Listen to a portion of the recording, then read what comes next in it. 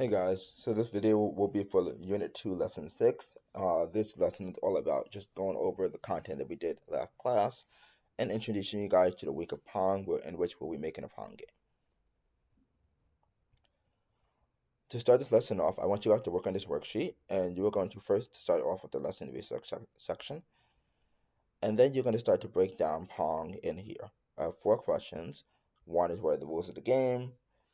Um, how do you code it out? What do you think you need to program it? Do you need a loop, conditional, strings, etc.?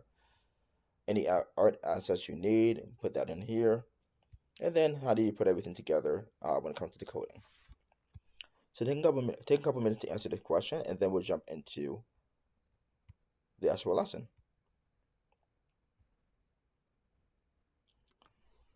So the quick question asks you how to declare a variable inside of C#.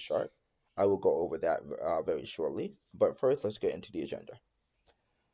First, we're going to frame the project for you guys. I'm going to review some of the coding and programming that we did.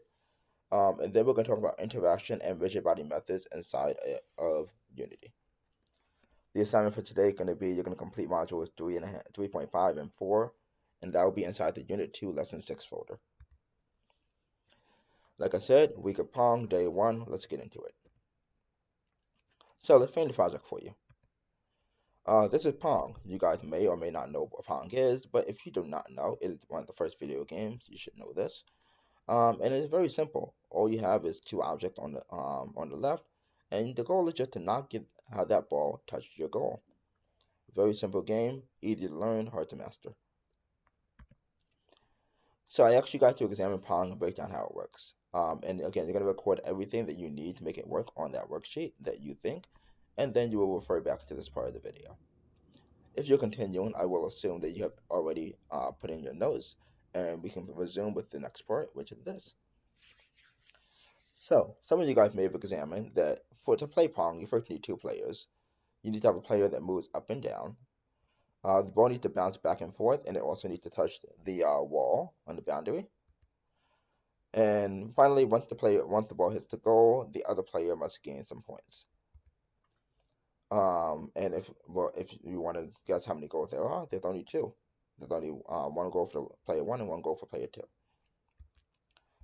Like I said, this week we're going to be making Pong. These next couple of lessons is all dedicated to working on one component of Pong. So before we get into reviewing some of the stuff that we did in the prior classes, I want to start reviewing some of the code that I had you guys work on in the last lesson. So if you're in class, I gave you guys a quick 10-minute section for debug so that I can actually help troubleshoot any issues you guys had. If you have finished up to this point, then I will assume you've already gotten this done, and we're going to actually start going over the code.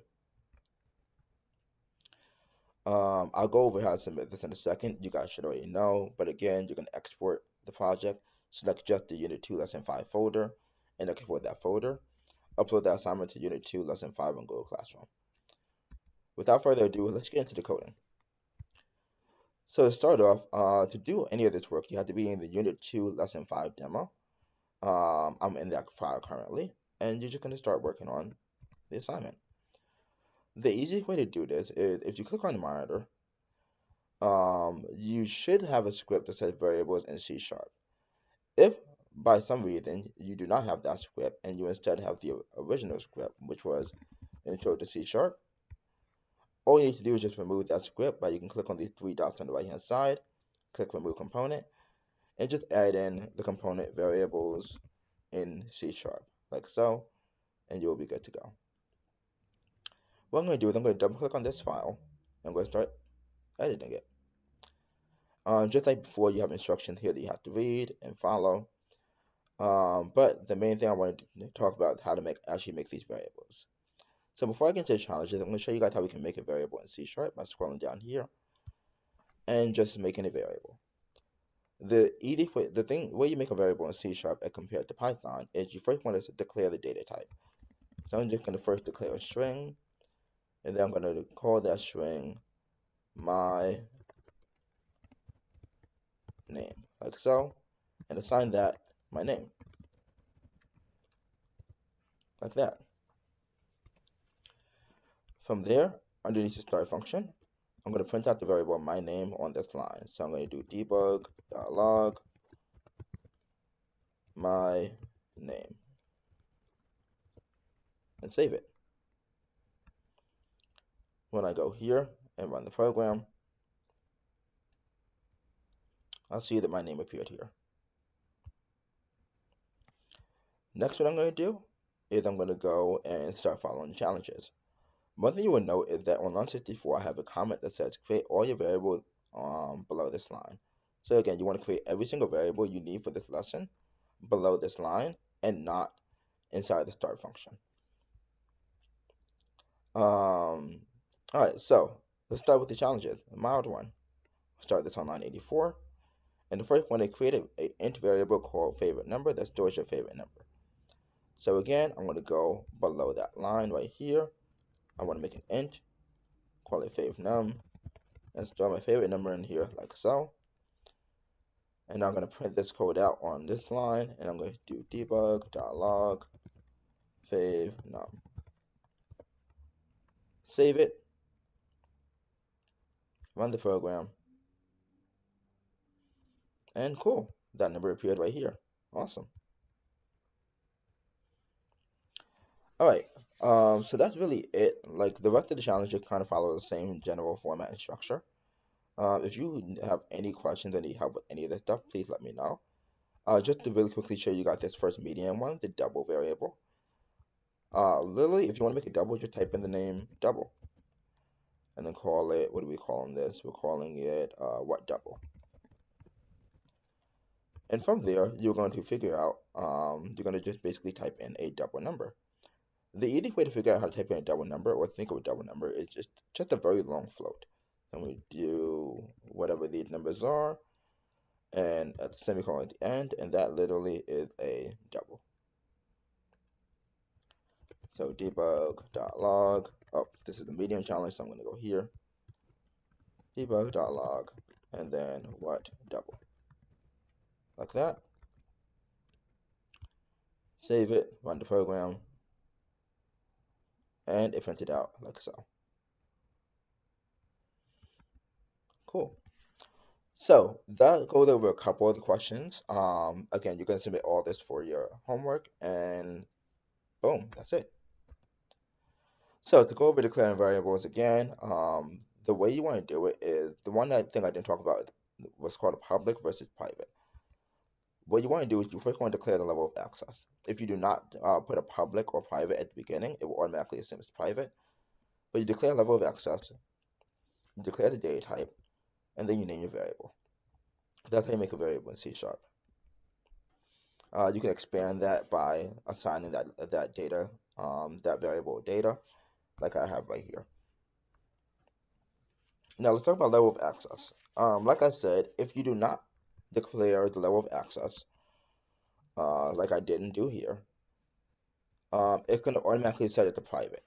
A private level of access is it cannot be seen or modified inside the Unity editor, and it cannot be accessed by different scripts. Whereas public, it can be seen inside the Unity editor, and it can be accessed by different scripts.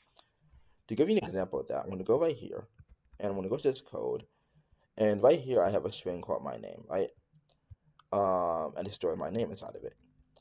If I go to Unity and I click on this object in the inspector, you'll see that we have this variable right here, and it just has variable in C#, nothing else is there. I can't see it because right now it's private. If I make it public and save that, then go back to Unity, you will see this variable is here, and now I can actually modify it and call it Billy Bob. When I run the program, it will now say Billy Bob, and I was able to edit it inside the editor here. So when it's public, it can be seen and it can be modified. When it's private, it cannot be seen and cannot be modified. Like I said a couple of times, if you don't specify it, it's automatically private by default. Now let's talk interactions and rigid body methods. So in the last time you were seeing this video, we just made a simple player interaction where when we press the W key on the keyboard, it moved the character up. I want to actually break this down and break down exactly what's happening here. First thing right here, we have the if statement, and which is our conditional. Then we have this code in here, input.getKey, key code W. This is usually what's called the input system. Now, the input system is a input command that allows you to access different keyboard and controller inputs by way of key binding. Think of key binding as the literal key on the keyboard, and you're just telling the computer that this key does a specific purpose. Breaking it down, the way it works is you first type the word input, capital I. This just accesses the input system. You do a dot to go inside of there, and then you're going to get a key. This tells Unity you want to get a key. Finally, inside the parentheses, you're going to basically say the key you want, or set your key binding. The second part of this was we basically got the component rigid body, got the velocity, and just moved it up. What it does, the first part, get component, you're simply getting a component. You're telling Unity you want to get a component. Inside of here, you want to specify the component you want to get or want to access. And then after that, the dot is your accessing the velocity component, or velocity parameter of that component. That allows us to make our character move. So, like we said, we have the if statement that allows our character to move up. If you want to make our character move down, we could use something else that you may be familiar with, and that's just basically another conditional. For conditional, we have if statements that you know of, and we have else statements. But there's one we didn't really go over all that much. Actually, no, we did. That one's called the else if statement. In Python, you wrote it as, let me just show you. In Python, you would write that as if. Inside of C#, you do else if, and then whatever code you want inside of here. And that's your else if statement here. Like I said, if you want to make a character move down, you're going to use the else if statement. That's really it for this lesson. What I want you guys to do is you're going to go to module, you're going to access modules 3.5 and 4 inside of Unit 2, Lesson 6. In this module, you're going to basically apply some of the stuff that we've been using on another level. So, for example, module 3.5, you're literally just making your character move up and down, and then when it's not moving anywhere, when you're not pressing the key, you're going to make sure it doesn't move. For module 4, you're basically applying variables to these to allow these objects. Like for example, instead of typing in number 5, you would make this 5 a variable. And then you would set that variable to be speed, and then you could change that variable inside the editor. That's all you're doing for your assignment. If you have any questions, please let me know, and otherwise, I will see you later.